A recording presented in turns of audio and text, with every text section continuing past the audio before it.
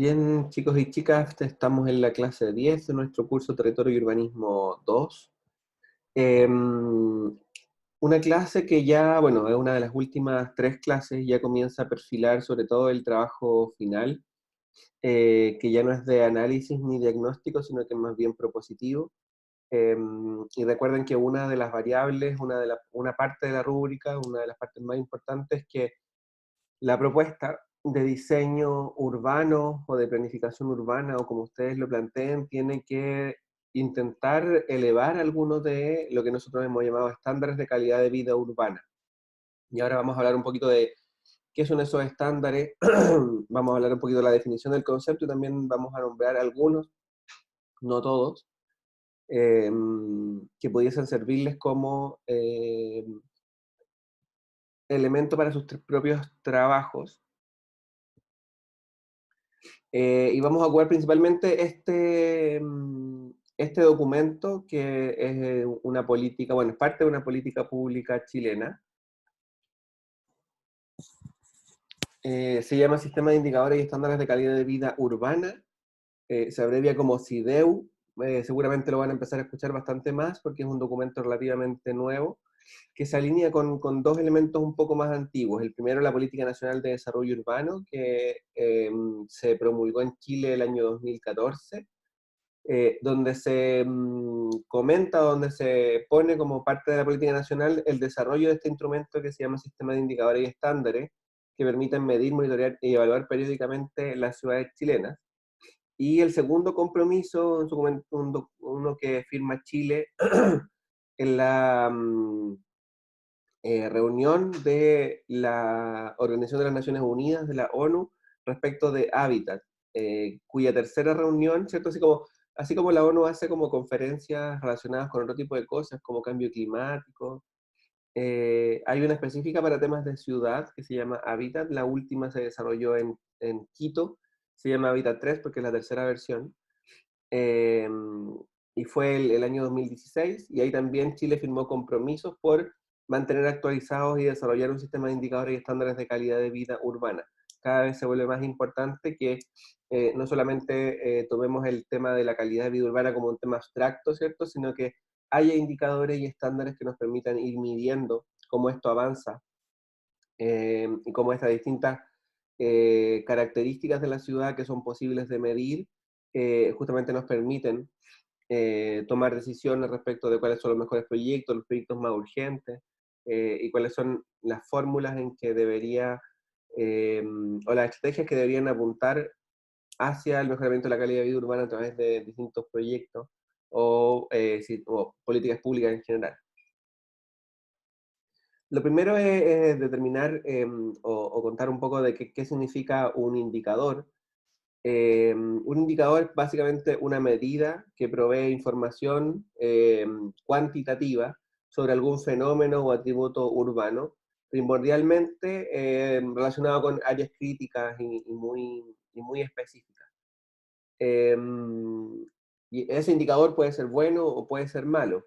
Y cuando hablamos de estándar, hablamos justamente de la medida que se considera mínima o deseable, ¿cierto? Cuando el indicador es básicamente el concepto y el estándar es, es como la medida que nosotros consideramos que es correcta o es mínima o es deseable respecto de ese indicador. Por ejemplo, el indicador tradicional, el que más trabajamos hace bastante más tiempo, a pesar de que es bien difuso, donde en qué documento la OMS plantea este indicador, es el de metros cuadrados de área verde por persona. Eh, Digo que es bien difuso porque no hay mucho detalle de dónde está ese número, o dónde está ese indicador propuesto, ni qué significa metros cuadrados de área verde por persona, significa a nivel metropolitano, a nivel comunal, a nivel barrial, es bien distinto todo eso. Pero ese es el indicador, metros cuadrados de área verde por persona. Y el estándar de calidad de vida es el número 9, ¿cierto? Que seguramente lo han escuchado un montón de veces, que yo también creo que debería ser, o sea, es imposible que consideremos que eso es un estándar de nivel mundial, porque ¿qué pasa, por ejemplo, en las áreas desérticas donde hay hábitat humano o asentamientos humanos? ¿Por qué 9 metros cuadrados de calidad de vida? Podría ser menos, podría ser más, pero finalmente se ha determinado como mundialmente que ese indicador, el 9, o sea, el estándar es 9, mientras que el indicador son los metros cuadrados de área verde por persona. Esa es la diferencia un poquito entre indicador y estándar.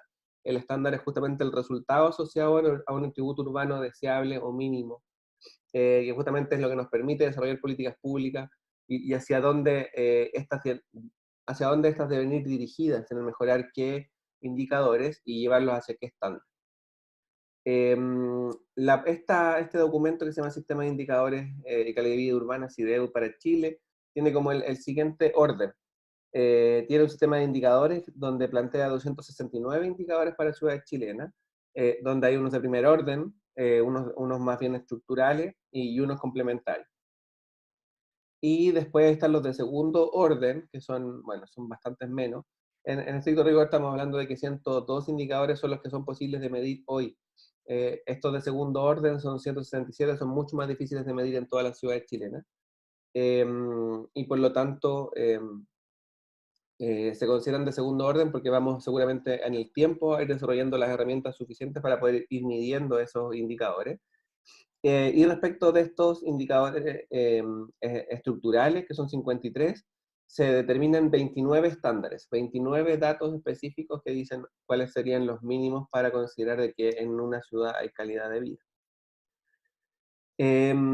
Y bueno, están ordenados también en compromisos y vamos a revisar un poquito, más bien de forma superficial, cuáles son estos compromisos y cuáles son los principales atributos e indicadores asociados. Pero igualmente en este PowerPoint están todos, entonces ustedes los pueden revisar cuando estén pensando en su proyecto y estén pensando en cuál es este indicador de calidad de vida y cuál es el estándar al que quieren llegar mediante su propuesta. Eh, Ocupen esta herramienta donde están los 269 indicadores, ¿cierto? Y pueden elegir algunos de ellos para su proyecto. El primer compromiso es mejorar el acceso a los servicios y equipamientos públicos básicos, y ahí algunos de los atributos a medir son accesibilidad a educación inicial, ¿cierto? Jardines infantiles, educación básica, accesibilidad a salud primaria, pública y privada, accesibilidad a plazas y accesibilidad a parques públicos, ¿cierto? Son todos estos indicadores distintos. La mayoría están relacionados porque tienen que ver con distancia, ¿cierto? En términos de indicador se parecen bastante, pero tiene que ver principalmente con estos equipamientos públicos. Y el indicador, por ejemplo, en respecto de educación inicial, podría ser la distancia a establecimientos de educación inicial, la razón entre disponibilidad de matrículas y necesidades de la población. También es un factor o un indicador importante. No sirve de nada que los jardines infantiles estén cerca si es que no tienen matrículas para la cantidad de la población que está alrededor de ese jardín infantil. Distancia a centros de salud primaria, y aquí en amarillo aparece lo que sería un estándar, que es justamente este dato preciso, ¿cierto? Como habíamos dicho antes, el número específico que necesitamos para cubrir cierto indicador, o para considerar de que ese indicador está suficientemente bien eh, alcanzado. Y ahí está, por ejemplo, la cantidad de jornadas diarias completas de trabajo de médicos en salud primaria por cada 1000 habitantes.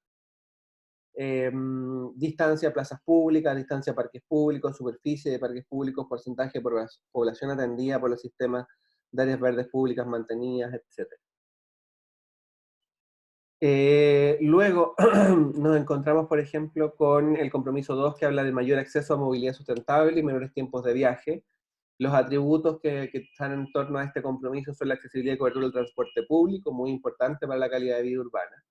Tiempos de viaje, y ahí están indicadores como tiempo de viaje en hora punta mañana, tiempo de viaje en transporte público en hora punta mañana, ¿cierto? Diferenciado transporte privado de transporte público. Desempeño de transporte público, velocidad comercial promedio, partición modal, número de viajes de transporte público respecto al número total de viajes, partición modal de transporte sustentable, suma de viajes de transporte público, caminata y bicicleta respecto al número total de viajes, etc. Conectividad, ¿cierto? Que es el número de intersecciones relevantes por unidad de superficie, condiciones para la movilidad activa, porcentaje de intersecciones con dispositivos que facilitan la movilidad peatonal, porcentaje de extensión de la red de ciclo inclusiva, seguridad, congestión, etc. El compromiso 3 tiene que ver con la mejor calidad del medio ambiente urbano, donde tenemos compromisos e indicadores relacionados con la contaminación atmosférica, ¿cierto? El promedio de la concentración del material particulado 2.5, el 2.5 se refiere principalmente al grosor de la partícula de contaminación. Porcentajes de cumplimiento en la elaboración de planes de descontaminación, consumo de agua per cápita, porcentaje de pérdida de agua en la red, porcentaje de estaciones de plan de vigilancia de norma secundaria, cantidad de kilogramos de disposición final de residuos sólidos, ¿cierto? Con cuestiones relacionadas con la eficiencia de la gestión de residuos, porcentaje de residuos sólidos urbanos reciclados por municipalidades, número de microbasurales por superficie urbana. Respecto de la infraestructura ecológica, nos encontramos con indicadores del tipo superficie de espacios abiertos urbanos naturales, porcentaje de pérdida de áreas naturales, existencia de carta de paisaje comunal, índice de cohesión de los espacios abiertos urbanos naturales y seminaturales. También nos encontramos con atributos relacionados con eficiencia energética y contaminación acústica, ¿cierto? Todos esos tienen que ver con mejorar la calidad del ambiente urbano. El compromiso 4 es más bien social, habla de la mayor integración y la calidad de vida en los barrios y viviendas, donde hablamos, por ejemplo, proximidad residencial de los distintos niveles socioeconómicos. NSE o GSE son grupos o niveles socioeconómicos. Proximidad residencial, que es básicamente que la gente, o sea, que se combata la segregación, y eso habla de la distribución espacial de la población vulnerable, que no todas las poblaciones o que no todos los grupos más vulnerables de la sociedad están ubicados juntos en el mismo lugar de la ciudad.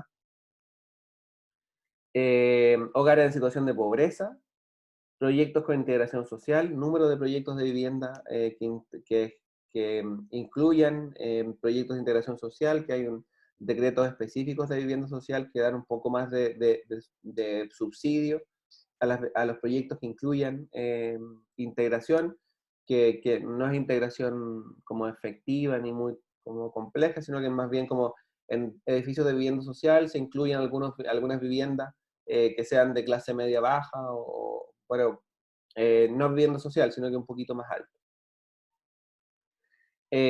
Otro de los atributos son la medición del déficit habitacional cualitativo. Cuando hablamos de déficit cualitativo, hablamos principalmente de las casas que no tienen una materialidad que permita una habitabilidad 100% cómoda, o que a algunas viviendas les faltan algunos de los servicios básicos como luz, agua o alcantarillado.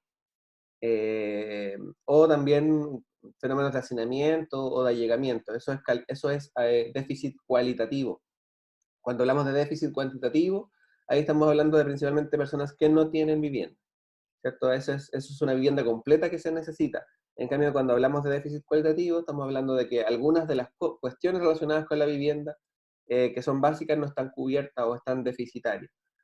Respecto del déficit cuantitativo, igual tenemos en Chile un déficit alto, a pesar de que durante la década de los 90 se hizo muchas viviendas, estuvimos hablando algo relacionado con la política habitacional, que desarrolla muchas viviendas, pero de muy baja calidad. Entonces ahora en Chile estamos como entre la mitad de un déficit cuantitativo, porque todavía hay gente que todavía no tiene vivienda, pero también se volvió muy importante, sí, muy importante el déficit cualitativo, porque hay mucha vivienda social que se entregó sobre todo en los años 90 y 2000 que tiene muy baja calidad.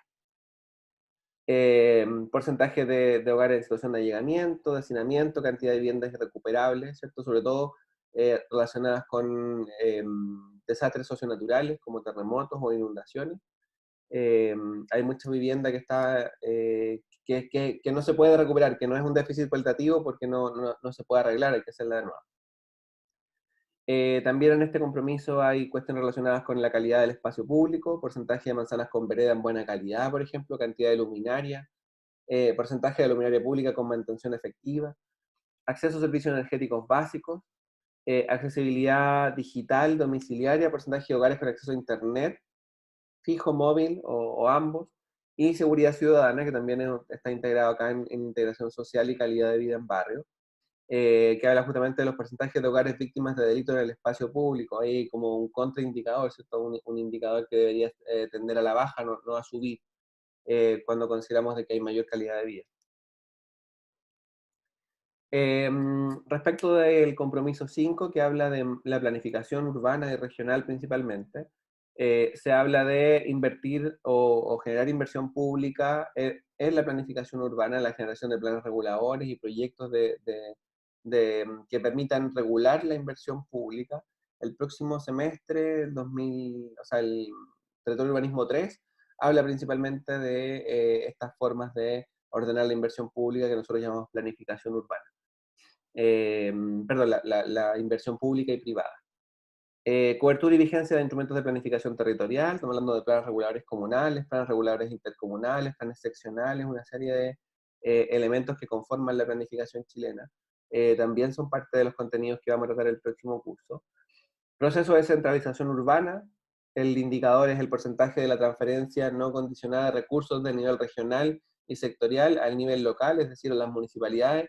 ¿Cuánto del dinero realmente lo gastan los municipios respecto de lo que gasta el gobierno regional o los ministerios? También vamos a hablar de descentralización y sectorialismo en los cursos que siguen, se va a poder entender un poquito más este indicador. Exposición de la población a riesgos de desastre, cierto porcentaje de la población con riesgos de inundación, con riesgos de tsunami, con riesgos de avalanchas, con riesgos de actividad volcánica. Reducción de los riesgos de desastre, existencia de estudios comunales que establezcan áreas de riesgo y definan restricciones, existencia de planes comunales de gestión de riesgo, consumo y uso eficiente del suelo urbano y conectividad e integración espacial en el entorno urbano entre urbanizaciones nuevas y existentes, ¿cierto? Sobre todo cuando este último atributo tiene que ver justamente con esta condición de densificación de algunas áreas residenciales que impactan como de manera bastante fuerte a los vecinos tradicionales de un barrio. El compromiso 6, que habla de crecimiento económico inclusivo y sostenible para el desarrollo urbano, incluye atributos como el estado de calidad del mercado laboral, ¿cierto? Se transforma en una cuestión importante para el diseño de ciudades, la posibilidad de generar oportunidades de trabajo, autonomía y gestión municipal, regulación urbana sostenible, tiempos de demora en la aprobación de proyectos privados. Aquí, evidentemente, una cuestión a considerar es que estos instrumentos de estándares y calidad de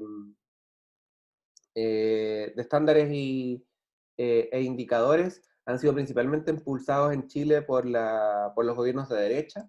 La Política Nacional de Desarrollo Urbano se firmó en 2014 después de un proceso que desarrolló el presidente Piñera en su primer periodo. Y este CIDEU ha avanzado principalmente también en este último periodo de este presidente. Y por eso aparecen, bueno, evidentemente es una conversación entre técnicos, ¿cierto? Que se plantean justamente cuáles son los mejores sistemas de indicadores o las mejores o las cosas que hay que medir en la ciudad para que ésta se considere exitosa. Y por eso aparecen, si consideramos esa historia de los sistemas de indicadores en Chile, aparecen este tipo de cuestiones, ¿cierto? Que parece ser que entre menos se demora un proyecto privado, mejor es la ciudad. Cuando sabemos que entre menos tiempo se demora un proyecto privado, lo que implica principalmente es que hay menos regulación y que los privados tienen mayor libertad de hacer algunas cuestiones que han determinado que algunos sectores, por ejemplo, de algunas ciudades se han convertido en zonas de sacrificio. Es decir, para mí, por ejemplo, el tiempo de demora no es un indicador fiable, porque si entre menos se demora, quizás es peor para la ciudad.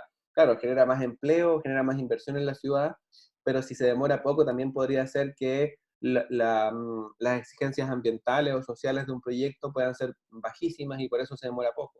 Entonces hay que tener también cuidado con ese tipo de cuestiones al estudiar justamente estos indicadores, entender que también algunos plantean ciertas posturas ideológicas relacionadas con la ciudad. Por ejemplo, el indicador es que la moda estadística, la moda es un indicador estadístico que no es el promedio, sino que justamente es el valor intermedio entre todos los datos de una serie.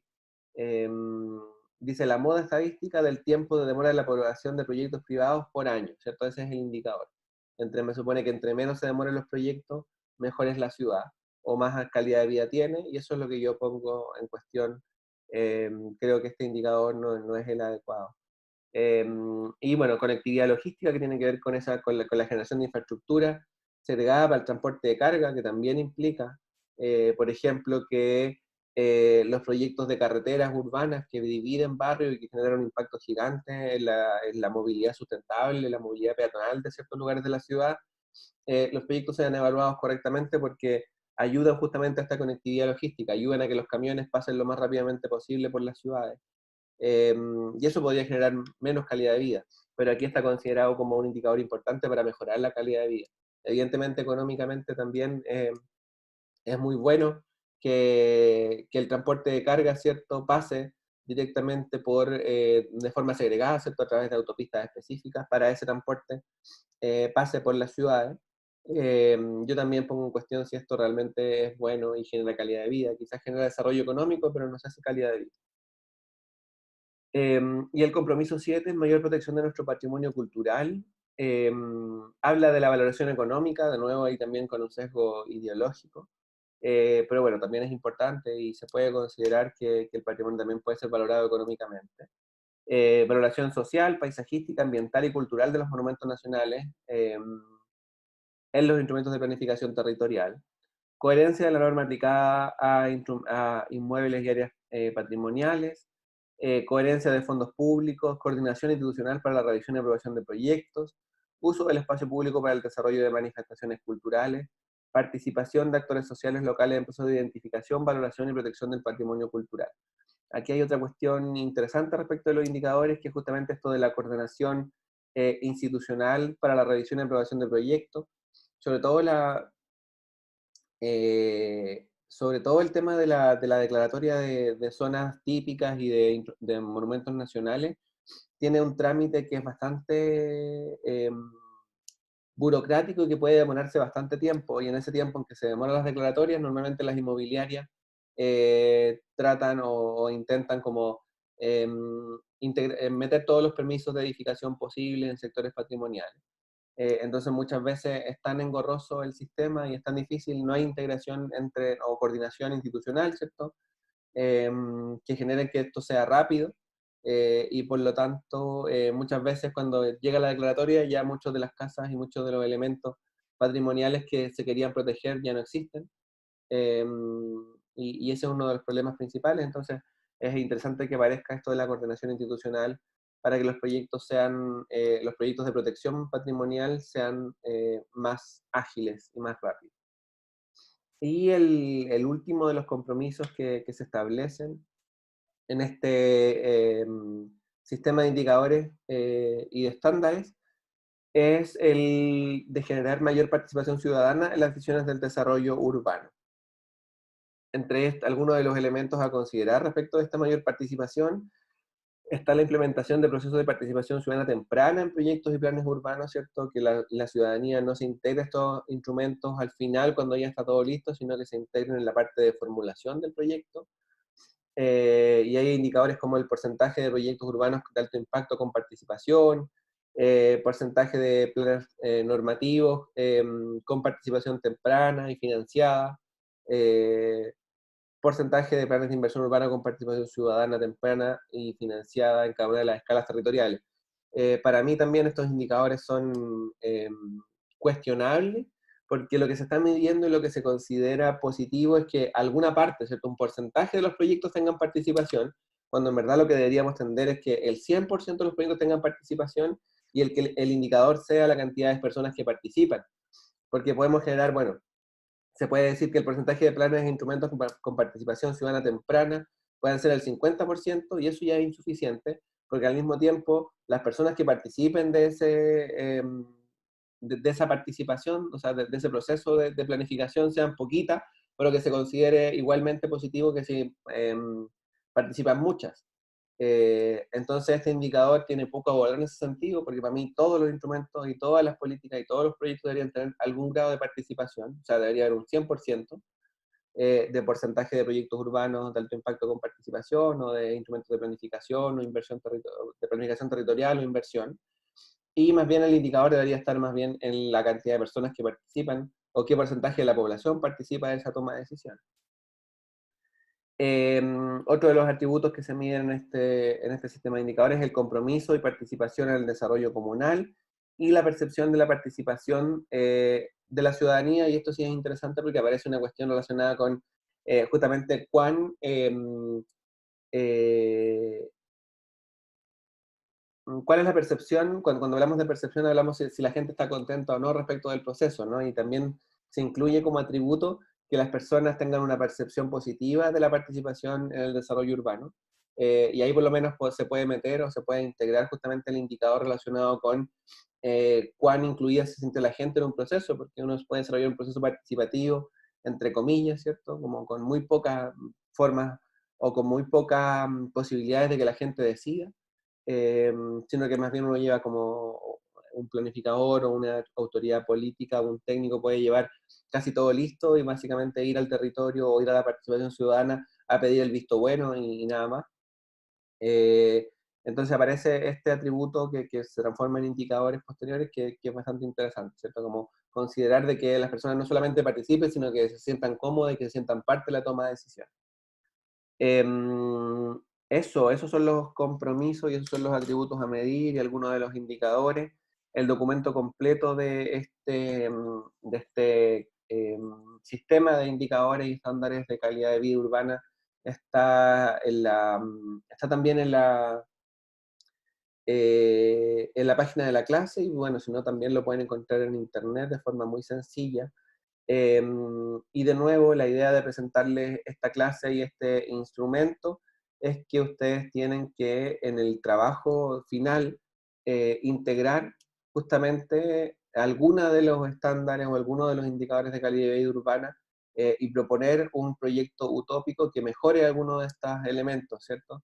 Que pueden ser mejorar el acceso a servicios y equipamiento, mejorar el acceso a la movilidad sustentable, mejorar la calidad del medio ambiente urbano, mejorar la integración social, mejorar la planificación, eh, mejorar el crecimiento económico, inclusivo y sostenible, o la protección del patrimonio, o la participación. ¿Cierto? Tienen que ir a algunos de estos ejes y considerar algunos de estos indicadores eh, para que justamente la propuesta tenga un carácter utópico y no sea cuestionable desde ese punto de vista, o no pueda ser considerado como distópico, ¿cierto? En el sentido de que el proyecto puede ir también, o sea, no podría ir en contra del mejoramiento de algunos estándares de calidad de vida urbana. ¿Dudas, preguntas sobre esta clase?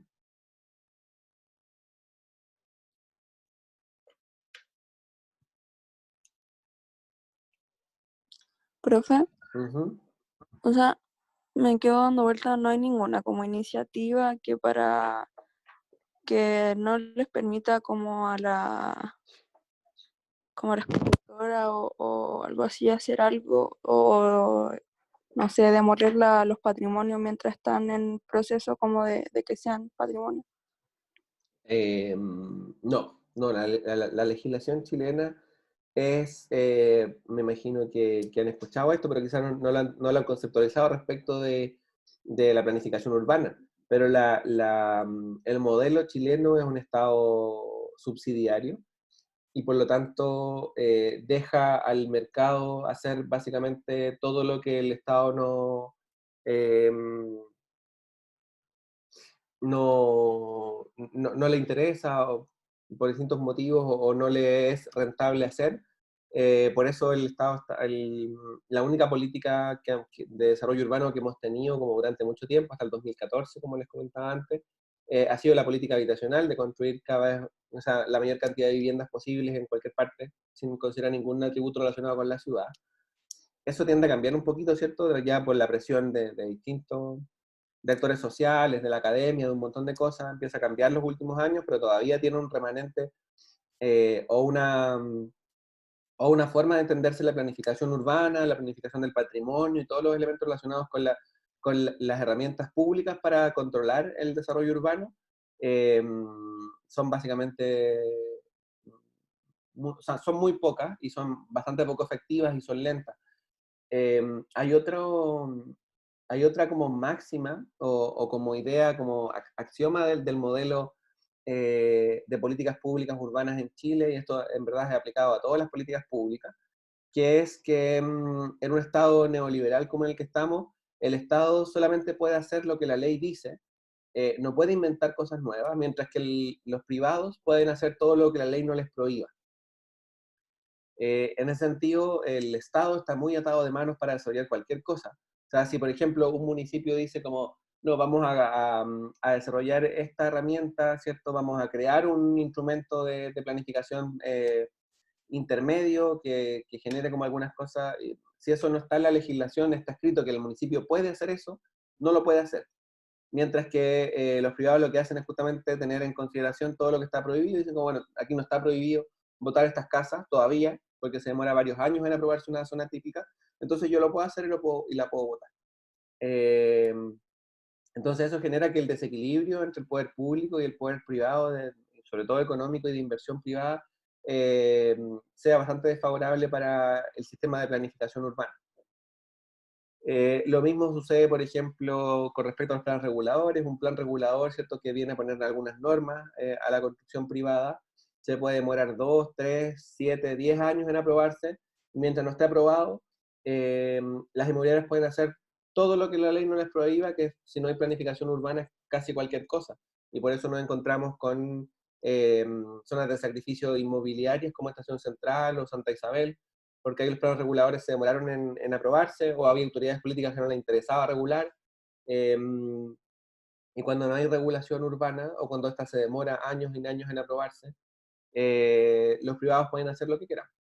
Y así está pensado el sistema de planificación urbana en Chile, y así está pensado casi todas las, en verdad, la regulación de casi todas las actividades económicas.